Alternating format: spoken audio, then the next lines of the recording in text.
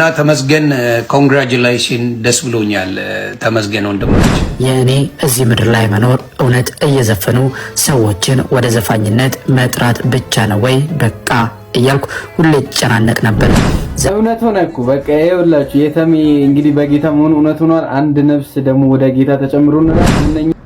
ሰላም እንዴት ናችሁ? በመላው ዓለም የምትገኙ ወዳጆቼ ተመስገን ገብረ እግዚአብሔር ወይም ተሙ ነኝ።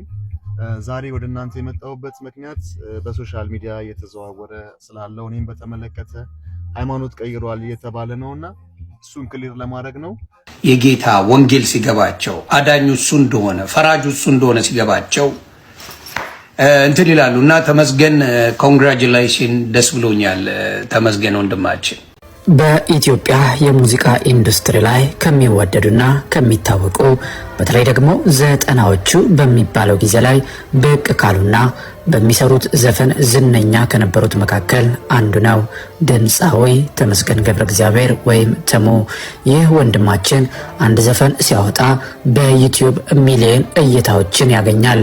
የተለያዩ ኮንሰርቶች ላይ ዳጎስ ያለ ገቢን መቀበል፣ በየሄደበት በአድናቂዎቹ መከበብ፣ የተለያዩ የዘፈን መድረኮች ላይ በዘፈን አፍቃሪያን የሚታበድለት ድምፃዊ ነበረ። ዛሬ ግን የተሰማ መረጃ ፍጹም ያልተጠበቀና ይህንን ሁሉ የዓለም ክብርና ዝና ገንዘብና ብልጭልጭ አታላዩን ነገር በመተው የቀረውን ዘመኑን በጌታ ቤት ለመሆን አሮጌው ማንነቱ በአዲስ ተቀይሮ ከነበረበት የጨለማ ሕይወት ወደሚያስደንቅ ብርሃን በመምጣት የዓለምን ኮተት በመተው ወደ ጌታ እንደመጣት ሰምቷል። ይህም በእውነት እጅግ ደስ ያሰኛል። ምክንያቱም በአንድ ሰው መዳን በሰማይ ታላቅ ደስታ ይሆናልና። ተሙ እንዲህ ሲል ተናገረ። በዓለም ሕይወት ሳለው ዝናው፣ ሀብቱ፣ ሁሉ ነገር ያጓጓኝ ነበር።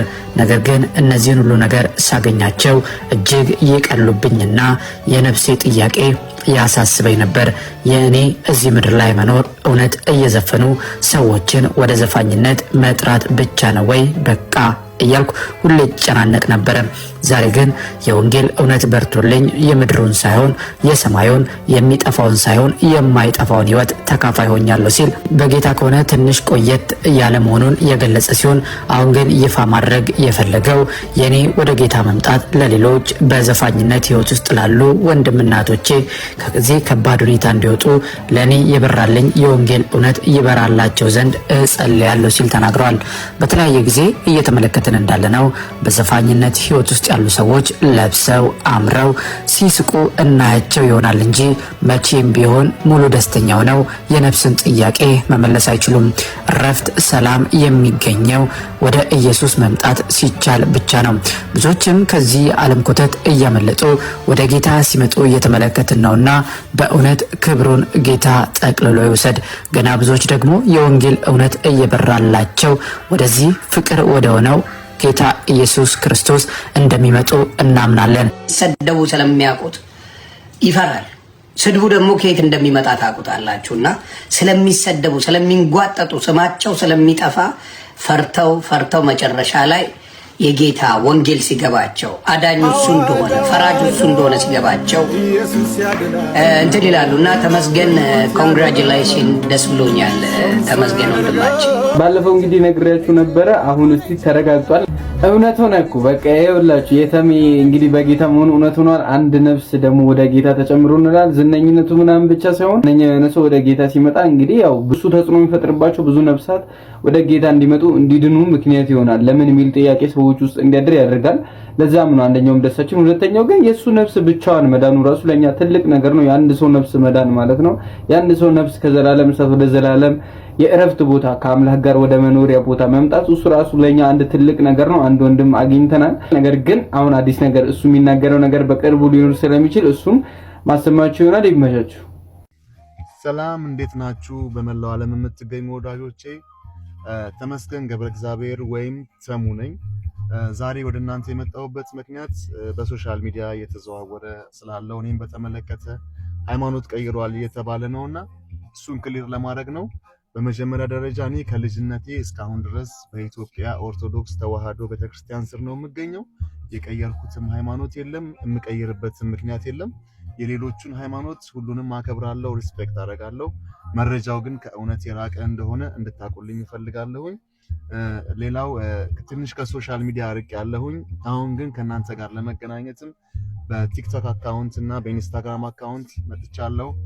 ተመስገን ገብረ እግዚአብሔር ብላችሁ ገብታችሁ ፎሎ እንድታደርጉና አብሮነታችሁ እንድታሳዩን ስል ጠይቃለሁ። ይህን ቪዲዮ ለሁሉም እንዲደርስ ሼርና ሪፖስት አድርጉልኝ ስል ጠይቃለሁ። በያላችሁበት ሰላም ሁኑልኝ። አመሰግናለሁ። ታዋቂ እከሌ ጴንጤ ሆነ፣ ታዋቂ እከሌ ከኦርቶዶክስ ወጣ የሚል ፕሮፓጋንዳ በፕሮቴስታንቱ ቤት የተለመደ ነው።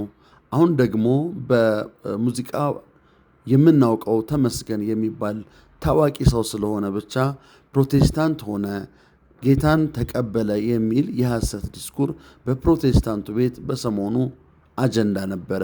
ሰለሞን የሚባል አርቲስት ጴንጤ ሆነ። ታዋቂዎች ጴንጤ መሆናቸው እውቀት መሆኑን የሃይማኖት ትክክለኛ መሆኑን ለማስረዳት የሚጠቀሙበት ዲስኩር ነው። ይህ ሐሰት የአጋንንት ልምምድ ነው። መጽሐፍ እንዲናገር አስቀድሞ ሰይጣን የውሸት አባት የሐሰት አባት ተብሎ ይጠራ ነበር።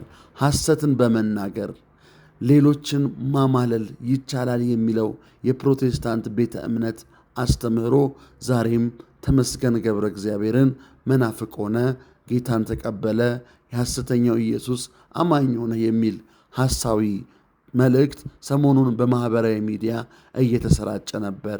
በተለይ ሐሰትን፣ ስድብንና ማሸማቀቅን ግብሩ ያደረገው በዚህ በማህበራዊ ሚዲያ ስሙ ዮኒ ማኛ የሚባለው ግለሰብ ተመስገን እንደዚህ ሆነ በማለት የሐሰት መረጃን ለህዝቡ በማሰራጨት ላይ የቆየ ቢሆንም ይህም ደግሞ በብዙ የፕሮቴስታንት ሚዲያዎች የተመስገን ገብረ እግዚአብሔርን ፎቶ በመጠቀም እንደዚህ ሆነ ከኦርቶዶክስ ወጣ የሚለው የሐሰት መልእክታቸው በየቦታው ተጥለቅልቆ ነበረ። ከዚህ ቀደም እነዚሁ የሐሰት ሰዎች ሰለሞን ቦጋለ መናፍቅ ሆነ እንዲሆነ በማለት ሐሰተኛነታቸውን ሲገልጹ ሰለሞንም በአደባባይ ወጥቶ እኔ በዚህ በሚባለው ነገር ውስጥ የለሁም የሚል መልእክት አስተላልፎ ነበረ። የዛሬው ተረኛ ተመስገን ገብረ እግዚአብሔር ነው።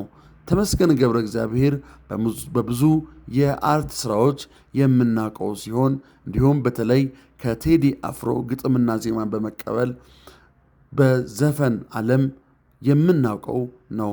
ዘፈን በራሱ የሚገባ ነው ብለን ባናምንም፣ ነገር ግን ሃይማኖቱ ኦርቶዶክሳዊ እንደሆነና በዚህ ህይወት ውስጥ እንደማያልፍ ይህ ህይወትም እንደማይመጥነው መልስ ሰጥቷል። የሰጠውንም ምላሽ ይዘንላችሁ ቀርበናል። ይህንን ቤት ሁላችሁም ላይክ፣ ሰብስክራይብ እንድታደርጉ በዚህ አጋጣሚ እንገልጻለን። ኦርቶዶክሳዊ መረጃ፣ ኦርቶዶክሳዊ አስተምህሮችን በዚሁ ሚዲያ የምናቀርብ ይሆናል። ወደ ተመስገን ምላሽ እንሄዳለን።